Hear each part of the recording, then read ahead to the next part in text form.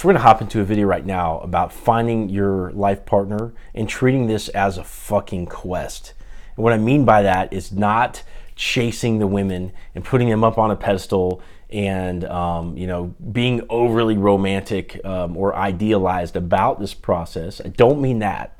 And what I don't mean is by having these super high standards and that nobody ever adds up to them, and you're like too picky and then fucking snooty and you never find somebody. I don't mean either one of those. What I mean is, let me put it this way. There's 4 core areas of life, okay? Your body, your mind/soul, relationships, and your bank account. What I mean is getting your relationships in order, nailing that fucking down, okay? And imagine your body, like going to the gym and all of a sudden getting down to like 10% body fat. That's a fucking goal, right? Imagine starting a business, you're nailing down your bank account, like earning $1 million. That's a fucking goal, Imagine meditating for years on end and then having an enlightenment experience. That's a fucking goal. So finding your life partner is a huge fucking undertaking if you want to do it the right way. There's a right way to do this, okay? Now let's talk about what most people do. They choose from a small pool. Okay, they choose from a small pool because it's like there's your people at work, there's your people at the gym, there's your friend circle, and maybe you're on Tinder every once in a while, and maybe you don't even know really how to use Tinder properly or any of the other dating apps. Okay, that's a small pool. Now, what happens when you choose from a small pool is you're going to get a lower quality partner. You don't want that. The larger the pool, the more options you're going to have, the better quality partner you're going to be able to get, provided that you are also a high quality person. You may not be. You may be watching this shit, okay? And I'm not here to judge who you are, right? But objectively speaking, contrasted against the entire populace, you might not have worked on yourself enough to warrant that, high quality girl, right? There's women out there that own their own companies that are fucking beautiful, that maybe are really great people. They have it all. And what are you lacking? You might be lacking something to not even warrant that, right? So you want to choose from a large pool, and also you want to have your own shit together to the degree that you can, and then you're going to get back what you deserve, but you want to increase your odds better, right? So you want that large pool. Okay, so most people are choosing from a small pool, and this is why, one of 2 things are happening. A lot of people are getting divorced. And then a lot of people are staying in shit relationships where they're not truly happy from day to day. So if you haven't had this before, okay, and I haven't really prior to this relationship. I had it like sort of halfway in one, but there was a lot of like drama with it, like this emotional roller coaster. So I've never really had it prior to my existing relationship. But I want to testify that it's actually possible, if you've never had this before, to have a partner where you literally laugh together every day. You stay up together like hours just talking every night, where you can like both be open to just go try fucking anything and just go on an adventure together, where you have similar values, similar parenting skills. You just like everything fucking jives, and like literally it's a net positive experience where like every day the person that you're with, you just enjoy it. It's like living with a best friend that you also think is hot. You have great sex together, right? This is possible. And some of you may have this already, and I think that's fucking great. But I also know that it's rare, okay? So this is the promise, right? Jim Rohn used to say the price is easy if the promise is clear. So this is the promise. The promise is you can have a beautiful, so I'm talking to men right now. You can have a beautiful woman, a fucking beautiful woman who's intelligent, who is fun to be around, charismatic, who is a deep thinker, who is an old soul, like all that shit, right? You can have that and be sleeping in the same bed next to that every night. And then you wake up every morning and you do shit together and you eat together, all that, right? You can have that. And where you're not getting dragged down, and you can be open and communicate with this person to where you don't sort of sweep shit under the rug and have these little silent bothers and like there's this little sort of unspoken distance between you. Like that doesn't have to be, even though it seems to be the fucking inevitability with most relationships, it doesn't have to be like that. And the way it doesn't have to be like that is by going on this quest that I'm talking about.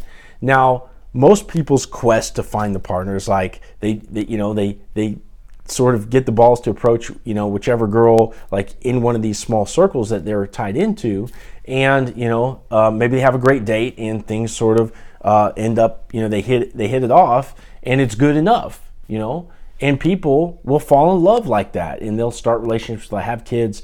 I know, because I've fucking been there. I've been in a 10-year marriage with 4 kids in that situation. And people do this, okay? And some people will never exit that situation, because it's just like sort of good enough or whatever, okay? So what I'm talking about is obviously developing yourself to be the highest quality person that you could ever possibly be. What this is introspection, looking at yourself, being honest with yourself about what your problems are, trying to fix them, and taking painful action to fix yourself in these areas. You know what they are.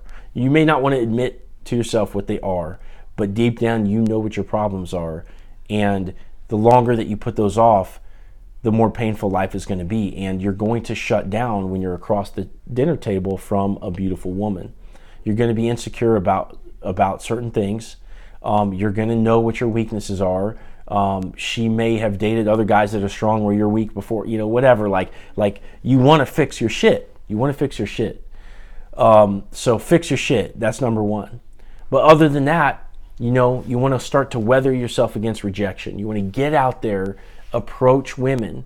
Now, we have this ego story in our heads regardless of what our sexual history is with women, we have this story in our heads that no matter who we are, we're the shit, that women like us, whatever. Maybe we had that one hot girlfriend that one time, and ever since then we said, hey, we're fucking awesome, or whatever your ego story is, right? We all have one.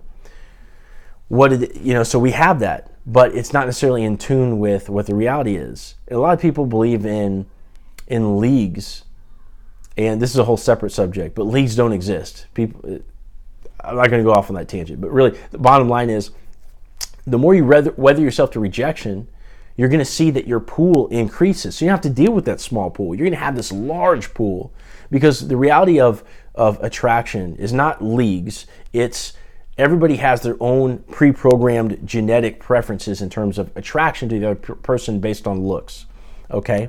It's shallow, but it is true. So either you have an in or an out with people based on looks to start with, okay? And then from there, it's all the other qualities. And this is a genetic thing. This is what I believe, okay? It's not a leagues thing. It really isn't. And so at the end of the day, what you find out is that, a lot of hot girls aren't going to be into you. You're not going to be what they want.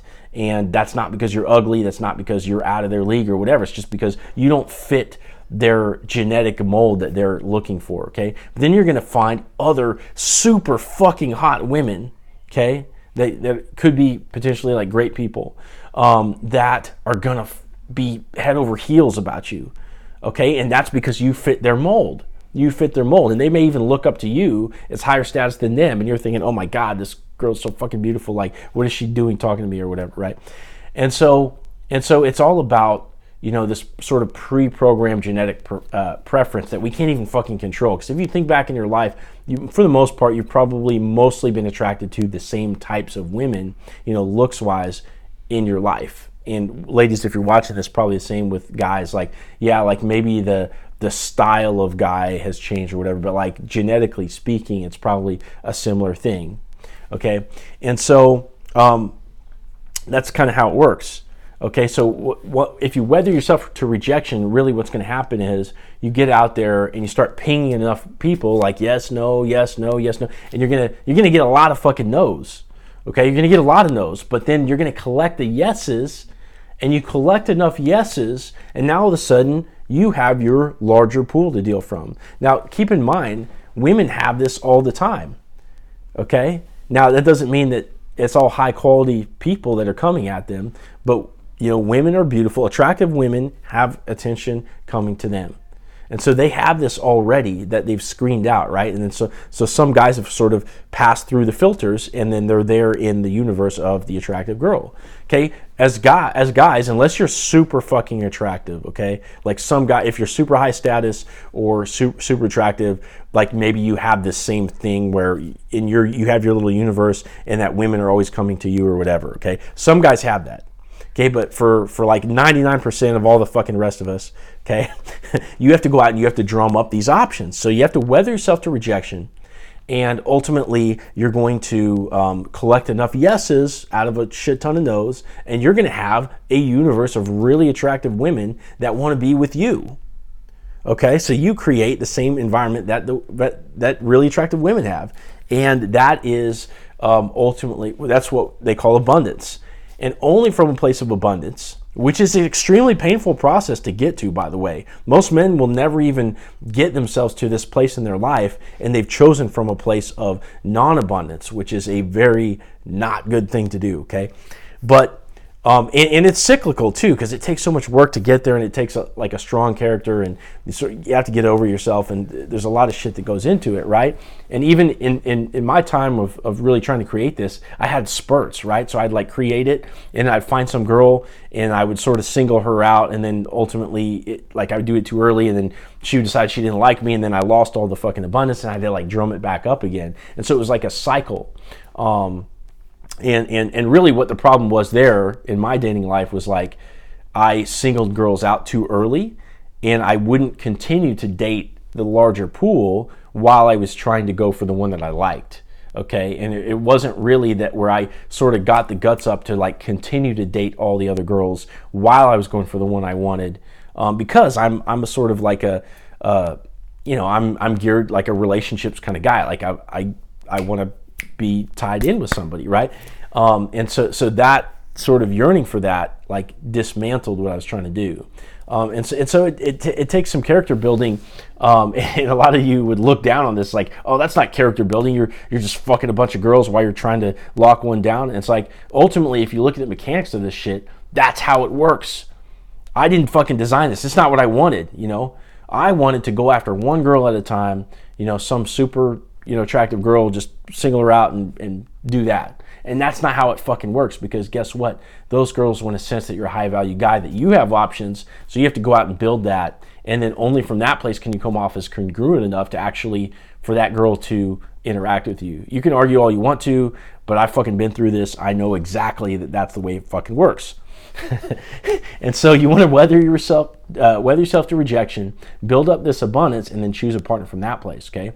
So this is the quest, because you get over the approach to the really attractive girl. Maybe she's like super intimidating, right? Remember that a lot of people will sort of settle for like, so if, let's just say the number scale, the 1 to 10 thing is a reality. And let's just say that, most people won't approach their 10. Most people will approach 7s and 8s because they don't feel confident enough to go after the 10. And ultimately what will happen is in that relationship, they won't treat that 7 or 8 that they actually locked down, who like them because, they were sort of treating them as like a little bit like lower status or whatever, right? And then that attracted the other person, but they won't treat that 7 or 8 girl like they should in terms of being like a 10 to them. Every guy, when you go and you lock yourself down with one woman, like you should treat her like a fucking 10. She should be a 10 to you. And we all say that they're a 10, but is it fucking true or not? When your girl, your wife, your girlfriend or whatever, when she buys the new dress, when she gets her nails done, she gets her hair done, like, do you fucking praise her for that? Do you give her that attention? Do you like stop, let your jaw drop, whatever?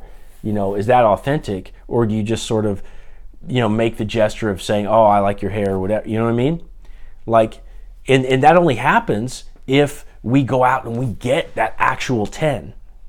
Your girl actually has to be a 10 to you, and you can only do that if you get your courage up enough to start approaching these types of women, which is hard.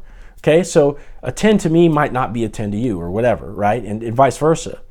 But because a 10 is a 10 to you, that means it's scary for you.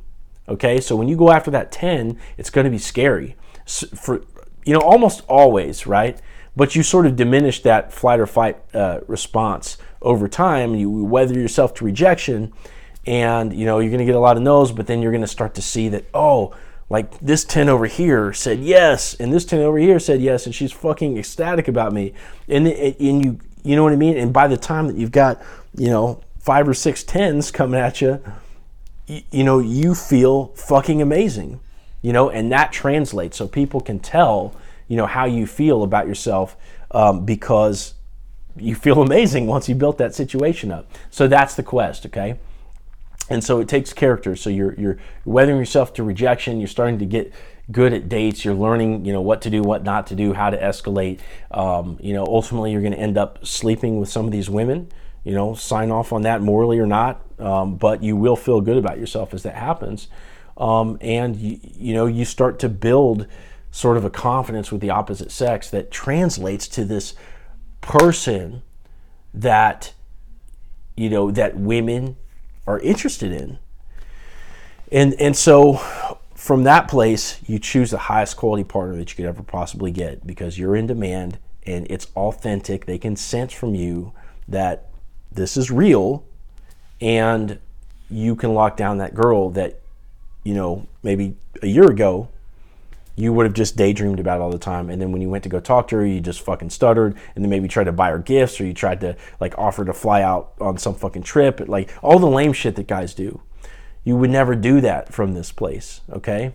And so you're going to see that in yourself. You're going to be able to get the woman that you would have only fucking dreamed about in the past. And that's where I'm at in my life. And it literally took a year and a half hard work, a lot of fucking money on dates. It took, trying all kinds of shit. And I'll put out other videos about that. But doing a lot of fucking hard work to get that ultimate person that that I wanted to be with, and that's what I got. So anyway, long story short, go on the fucking quest. Don't treat it as some idealized pie in the sky sort of situation. Don't have your requirements for the people that you're going to see be so high that nobody could ever live up to them. And there's other videos about that shit that that you can look up if you want to. But treat it seriously like going to the gym. Treat it seriously like starting a business. Treat this fucking seriously, because literally your relationship, your romantic life can be the shit. It really can. And I think that's something that everybody should experience, but I think it's tragic that most people won't. So are you going to be one of the people that gets to live this kind of life in your relationship? It's fucking worth it. Ask yourself that question.